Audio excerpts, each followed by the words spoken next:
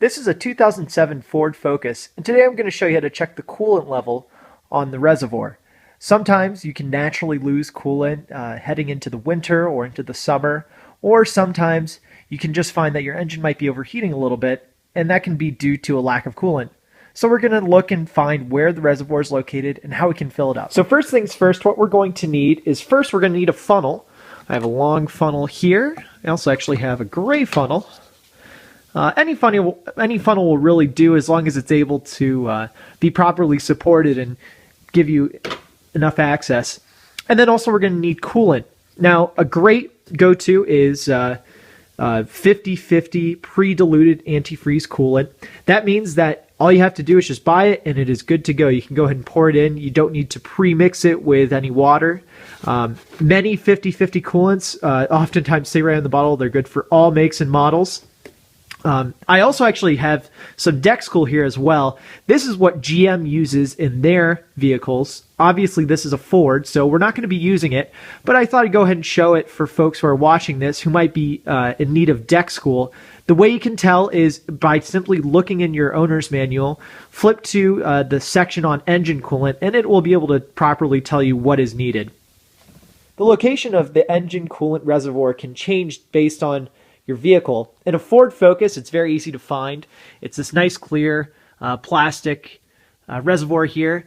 And if you look on the side, let's see if we can get this into focus, you can see that there's two indications for a high and a low mark. While you're technically fine if the coolant is in between both of those marks, it's best practice to aim for the high mark to be sure you have as much coolant as possible. That way your engine is able to be properly cooled. In different vehicles, the coolant reservoir can sometimes be located on the right side or even up front. It's usually easy to find, and again, if you look at your owner's manual, it'll be able to properly tell you where it's located. Everyone has stories about how they tried to check coolant when it was hot, and they ended up having coolant spouting out on their faces. While sometimes these can be wise tales, there's still a very real danger.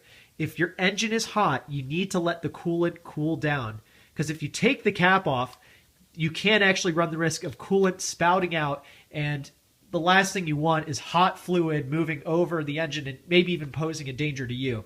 So if you have actually experienced engine overheating, you want to let your engine cool. You want to be sure to pop the hood, even run the heater through the air conditioning. That way you're able to draw out as much heat of the engine bay as possible.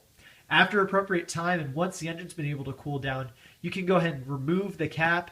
Also, you want to be sure that there's no dust around it. That way, nothing can get in the reservoir. So you get your coolant in place. Be sure to get your funnel in there. And then we just want to watch the mark as we begin filling it. And that's actually good enough for me. Obviously, you want to be sure to hit the mark. If you do go over a little bit, that's usually just about fine. One thing that you can do is use a turkey baster. I actually have another video showing how you can use a turkey baster on a power steering fluid flush. You can use a turkey baster or even a simple siphon in order to get extra fluid out. Once you have your coolant in your reservoir and you've hit your mark, you can go ahead and replace the cap and take out your funnel. And also be sure to wipe down the area at any places you might have spilled coolant. Coolant is actually toxic chemical and can sometimes attract animals who might be in the surrounding area or passing by after you've topped off. So just be sure you didn't spill any. Outside of that, you're done and you're good to go. Thanks so much for watching, and be sure to comment with any videos you might like to see in the future.